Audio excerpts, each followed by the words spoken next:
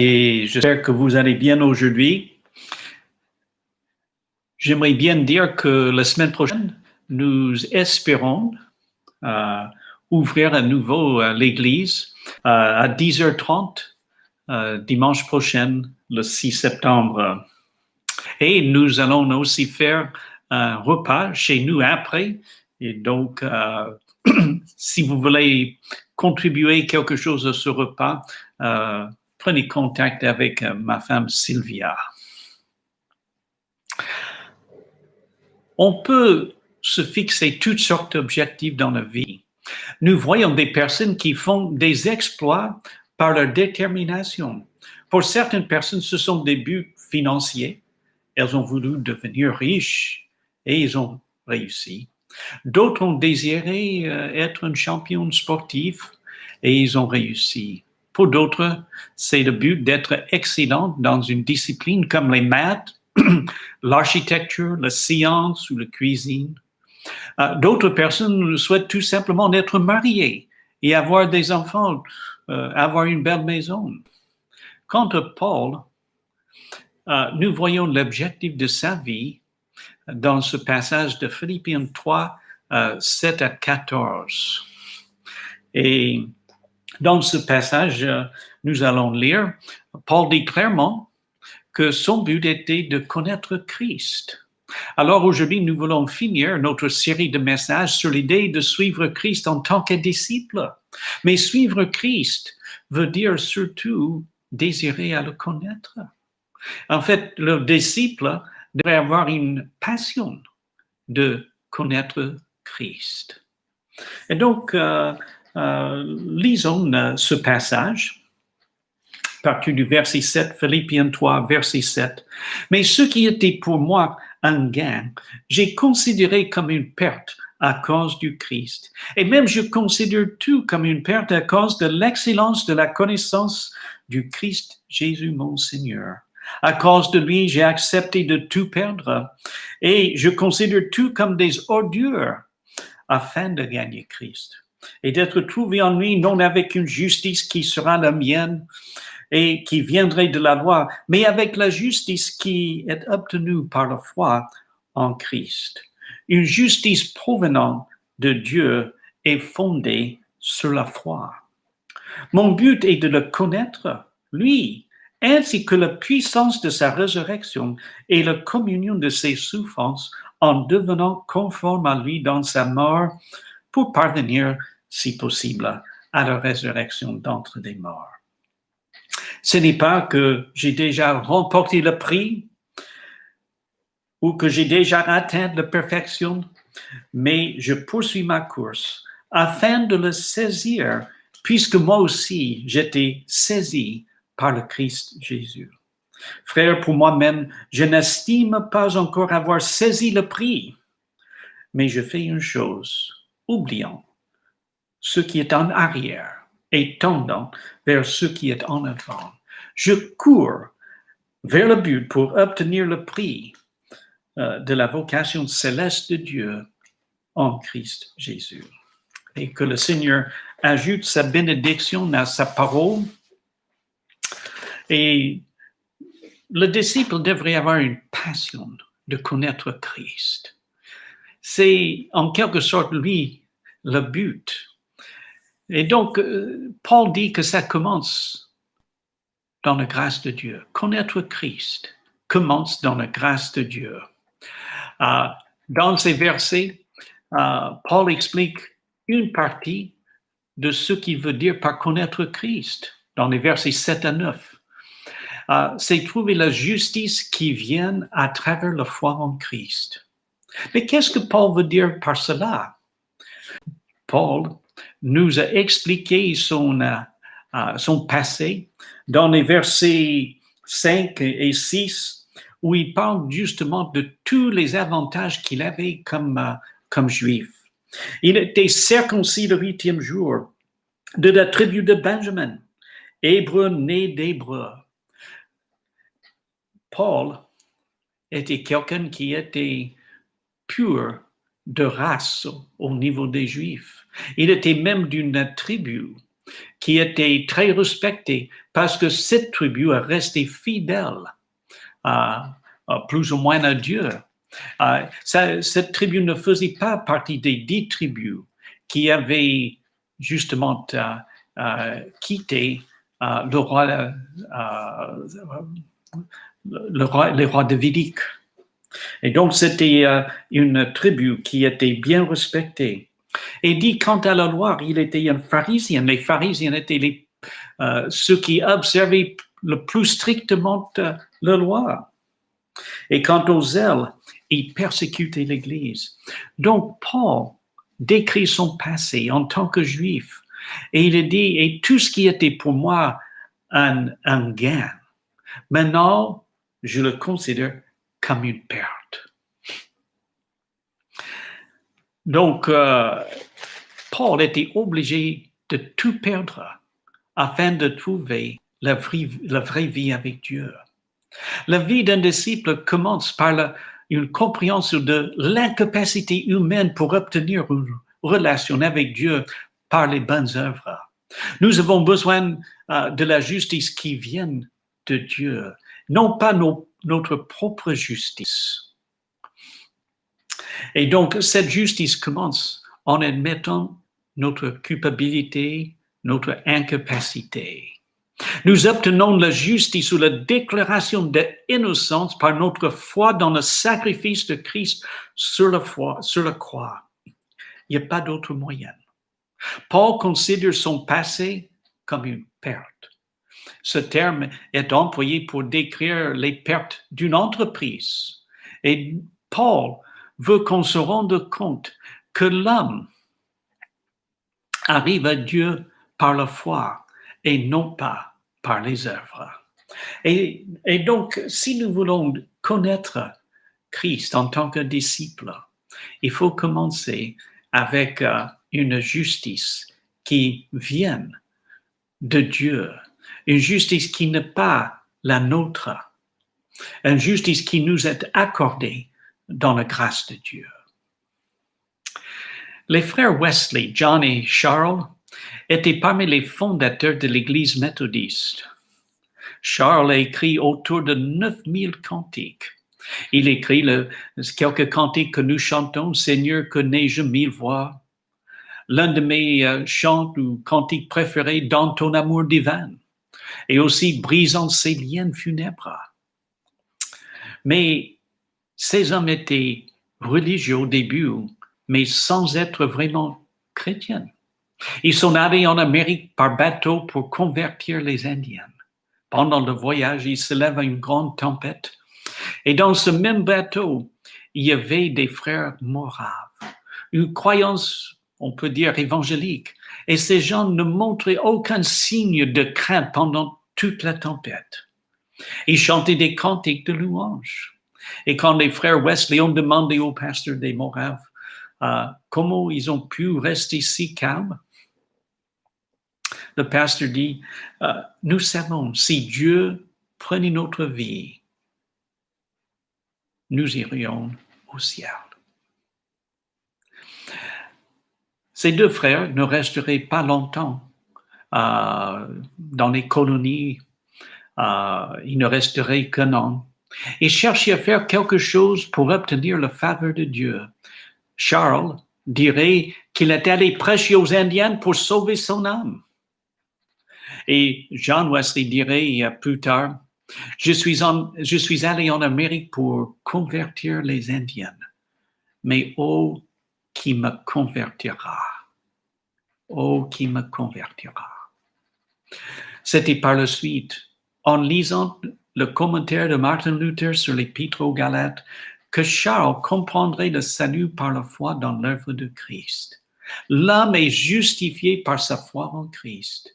Et Charles dirait, je me trouve en paix avec Dieu et je me réjouis dans l'espérance d'aimer Christ. Mais cette passion de connaître Christ, ça commence dans la grâce de Dieu. Il faut dire aussi que ça grandit dans les souffrances. Les souffrances transforment le disciple et lui permettent de connaître plus intimement Jésus-Christ. Les souffrances transforment les disciples et lui permettent de connaître plus intimement Jésus-Christ. On trouve ça dans les versets 10 et 11, où il est dit, mon but est de le connaître, lui, ainsi que la puissance de sa résurrection et la communion de ses souffrances en devenant conforme à lui dans sa mort. Donc, la communion avec Christ est comme une communion entre les êtres humains. Par exemple, un homme connaît sa femme le jour du mariage, mais le but est de la connaître de mieux en mieux. Paul désirait une communion plus intime et plus profonde avec Christ. Paul parle de la puissance de la résurrection de Jésus-Christ. C'est sa résurrection qui assure notre résurrection. Et la puissance de la résurrection est la puissance qui agit maintenant en nous en tant que chrétiens, selon Éphésiens 1, 19 et 20. Et je lis le texte là. Et quelle est la grandeur surabondante de sa puissance envers nous qui croyons selon l'action souveraine de sa force. Il a mis en action dans le Christ en le ressuscitant d'entre les morts et en le faisant asseoir à sa droite dans les lieux célestes. Et donc cette puissance qui a ressuscité Christ agit en nous. Et cette puissance nous fortifie dans l'homme intérieur par l'Esprit de Dieu que Christ nous a donné. Donc cette même énergie qui a ressuscité Jésus d'entre les morts agit en nous et peut nous aider à faire face aux épreuves et aux souffrances. En outre, cette puissance semble être liée à ce qui suit, la communion de ces souffrances. Paul a déjà parlé dans le chapitre 1 de Philippiens, chapitre 1, verset 29, où il est dit, « Il vous a été fait la grâce non seulement de croire en Christ, mais encore de souffrir pour lui. » Une grâce de souffrir pour lui. En parlant de ces souffrances, Paul dit dans 2 Corinthiens 4, 10 et 11, et je lirai les versets pour vous, il dit, nous portons toujours dans notre corps la mort de Jésus, afin que la vie de Jésus se manifeste dans notre corps. Car nous qui vivons, nous sommes sans cesse livrés à la mort à cause de Jésus, afin que la vie de Jésus se manifeste aussi dans notre chair mortelle. Dans les grandes souffrances, c'est là où justement nous sommes transformés. Et justement, la vie de Christ est manifestée en nous.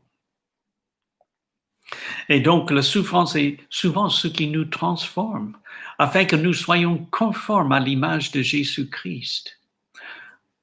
Pensons aux personnes dans la Bible qui avaient souffert pour leur foi. Pensons à Joseph qui était en Égypte, qui était tenté par la femme de Potiphar et il a résisté à cette tentation. Mais ensuite, il fut faussement accusé de péché et même mis en prison. Et il était innocent de tout. Mais ça a transformé sa vie. Joseph fut transformé à cause des choses qui lui sont arrivées. Acte 14, 22 dit, c'est au travers de beaucoup de souffrances qu'il nous faut entrer dans le royaume de Dieu. Ça fait partie de la vie chrétienne.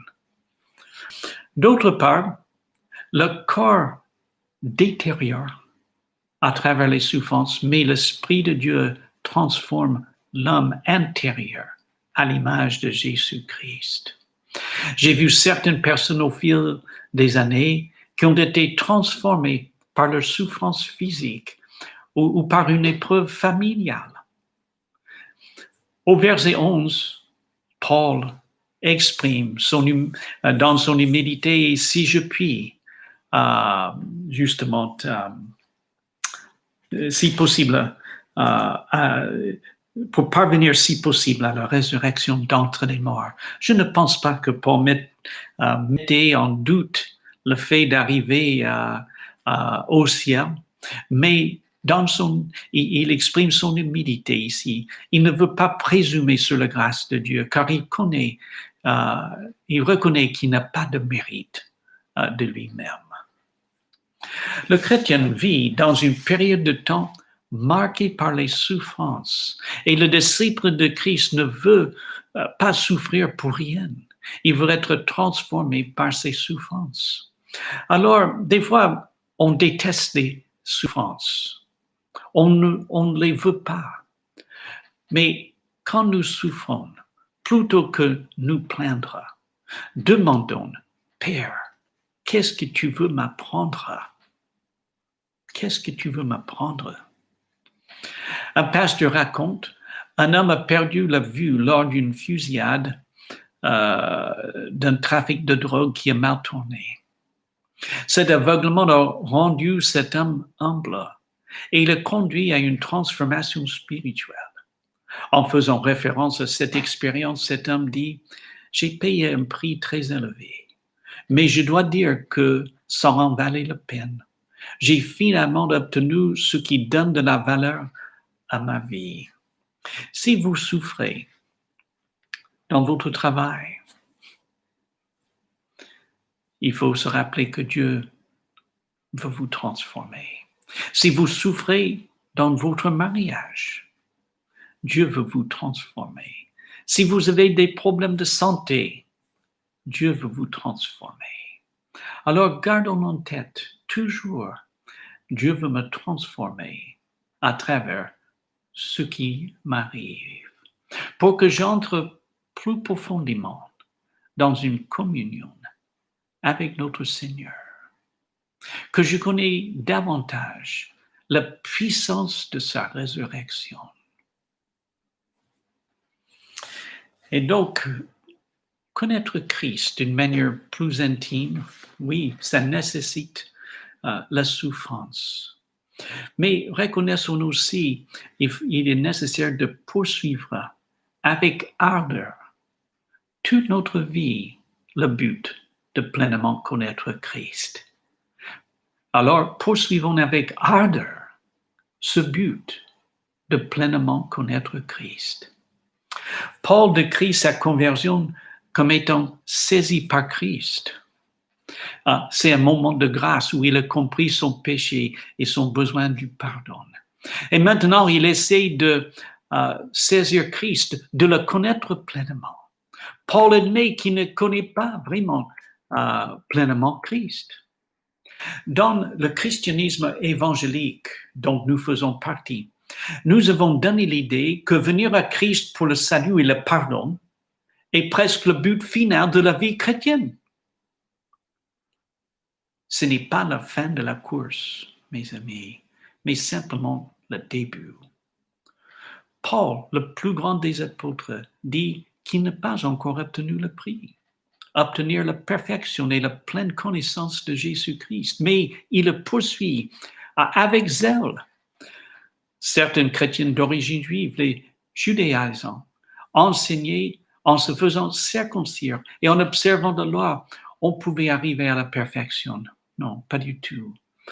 Paul a déjà dit que non, la circoncision ne compte pas. Regardez le verset 2 de notre chapitre là, si vous voulez. Et Paul veut dire que personne n'arrive à cette perfection pendant cette vie. On avance dans ce sens, mais on n'arrive pas à la pleine connaissance de Jésus-Christ. En poursuivant le but, Paul admet sa faiblesse humaine. On le voit dans la phrase « oubliant ce qui est en arrière ». C'est-à-dire, Paul avait des choses qu'il fallait oublier. Cela parle de ses échecs du passé. Rappelons-nous que Paul avait persécuté l'Église. Pensons à Pierre. L'apôtre Pierre a nié Christ 3 fois la nuit avant la crucifixion. Moïse tue un homme. Dans le tennis, les meilleurs joueurs, de ce que j'entends, sont ceux qui peuvent oublier le dernier point. qu'ils ont gagné ou qu'ils ont perdu le point. Chaque moment de la journée, pour nous, est un nouveau défi. Oubliant ce qui est en arrière s'applique aussi à nos réussites. Si Paul pensait à ses accomplissements, il risquerait de devenir satisfait de lui-même et un peu paresseux. On le voit dans le sport ou dans les affaires, dans des carrières différentes où les gens, à un moment donné, ils sont tranquilles, ils ne cherchent pas à avancer. Mais pour nous, les chrétiens, il faut tendre toujours vers ce qui est en avant. Un pasteur disait qu'il ne faut pas se flageller pour avoir échoué, mais en même temps, il faut une insatisfaction sainte de ce que nous sommes.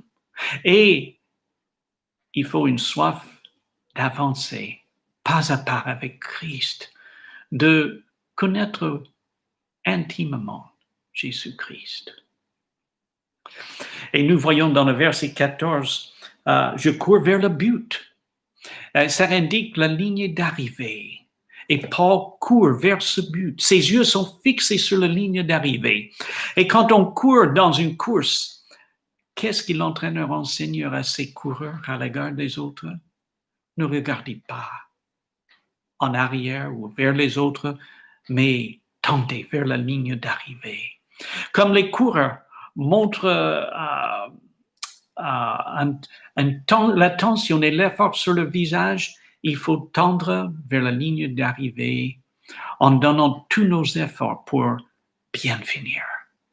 Le disciple de Christ continue sa course jusqu'à la fin de sa vie. La course ne finit pas avant. Ce n'est pas à 70 ans ou 80 ans que la course est finie. Non. La course ne finit pas avant la mort. Dans l'Antiquité, le gagnant a reçu un appel de se présenter devant celui qui dirigeait les Jeux pour recevoir son prix, un peu comme se fait maintenant avec des Jeux olympiques. Quant à Paul et à nous recevrons le prix de la pleine connaissance de Jésus-Christ quand nous serons au ciel avec lui. Et juste pour conclure, les disciples est quelqu'un qui connaît Jésus-Christ, mais qui veut vraiment connaître Christ. Comme je disais, c'est comme les couples qui se marient. Ils ne se connaissent vraiment pas au début. Alors, êtes-vous prêt à souffrir? Car c'est souvent à travers les souffrances que nous entrons dans une communion plus intime avec notre Sauveur. Mais c'est le chemin du disciple. Et c'est là que nous découvrons davantage la puissance de sa résurrection et la communion de ses souffrances. Je me demande même si nous pouvions vraiment connaître Christ sans les souffrances. L'Épître aux Hébreux nous dit que Jésus est un souverain sacrificateur qui peut nous comprendre et nous secourir dans nos épreuves et nos tentations. Enfin, il faut rester dans la course. La vie chrétienne n'est pas un sprint de 100 mètres, mais c'est plus comme un marathon de 42 kilomètres. Et il faut bien finir la course comme Paul. Nous avons besoin de tendre vers la ligne d'arrivée. Quand vous voyez des athlètes qui reçoivent un prix dans une compétition, rappelez-vous que vous êtes aussi dans une course. Et nous cherchons à remporter un prix de plus grande valeur. Les prix qu'ils reçoivent ne valent pas grand-chose. Mais nous cherchons à remporter le prix, connaître Christ. Et cela devrait être la passion du chrétien, le désir le plus chéri du disciple.